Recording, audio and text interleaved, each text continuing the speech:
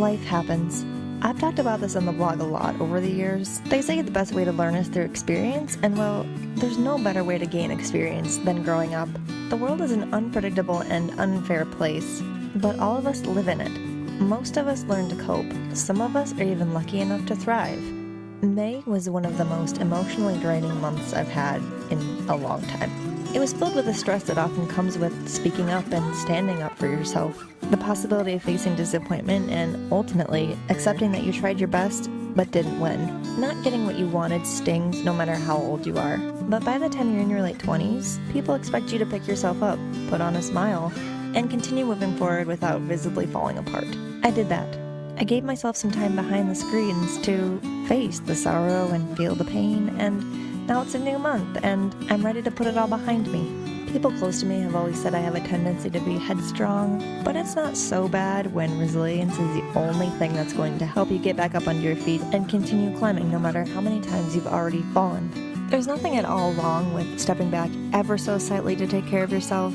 It's those who don't do this who are going to regret it most in the end. But for me, taking that step back even for a very small portion of this 31-day period meant I missed out on a lot of writing time. Some of this was planned, the rest of it wasn't. I ended up making it through 72,000 words by the end of the month. That's 87, almost 88% of my goal. That's better than I expected. I'm proud of that accomplishment. Even when you don't check off all the boxes you meant to along your journey, you shouldn't consider that a failure, because you didn't fail. You still accomplished more than you would have if you'd done nothing at all. As writers, as creatives, we have to learn to celebrate our victories no matter how small. Because the truth is, we will endure many failures throughout our lives. We won't accomplish what we set out to. We won't succeed. We simply can't go through our lives allowing ourselves to trudge along wounded and defeated. We have to find the small hints of light in the darkness. It's the only way through. Something that has always helped me consistently improve myself, my skills, my performance, is to make sure that no matter the goal I'm working toward, I should, at the very least, do a little better this time or this month or this year than I did last time. Writing-wise for me, this means that in June I want to get as close to 90%, about 75,000 words, as possible. If I don't, I don't. But I want to try. I'm going to try. Having a goal is only the first step, of course. Looking ahead, I've taken note that I don't have any planned days off this month. There are no holidays. I've made no plan that require being away from my work for long periods of time. I've planned out exactly how much I need to write per day to meet my goal, and I've even given myself a few possible days off, which I can keep on the schedule as long as I stay on track. Over the past few weeks, I've been doing a lot of reflection in both my personal and professional lives, and I've been asking myself the same question about this ridiculous writing challenge. Does it really matter? Do I still really want to do this? Is it even still worth the effort? The stress?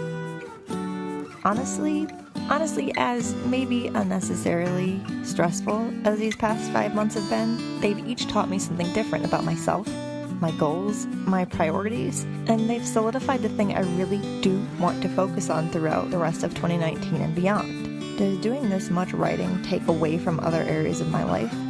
Of course it does. But in this life you make sacrifices, and none of those sacrifices have to be permanent. Some days you have to spend your evenings writing so you can have the entire weekend free.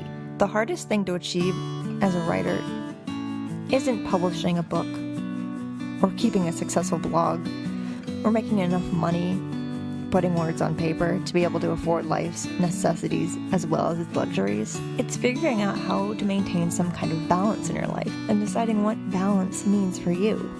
A month ago, I thought balance for me meant juggling a book and a day job and a blog and a romance, and I couldn't juggle all those pieces. And to my greatest surprise, I decided I not only couldn't, but that I no longer wanted to try.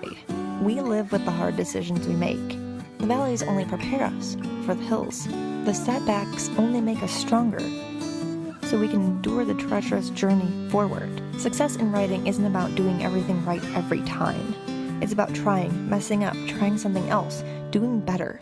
Always a little better today than you were yesterday. This is what it means to be a writer. Knowing the road you're about to walk isn't going to be easy, but walking it anyway. Because when it comes down to it, it's what you want. You're capable of doing the work, and in the end, it's going to leave you wiser and more fulfilled than any other path would have. All you have to do is take writing 1 month, 1 week, 1 day at a time. Really, that's all it takes, making the most of each moment, doing the best you can with it, and continuing on, even when things aren't going the way you planned, even when life happens. Always, no matter what, keep writing.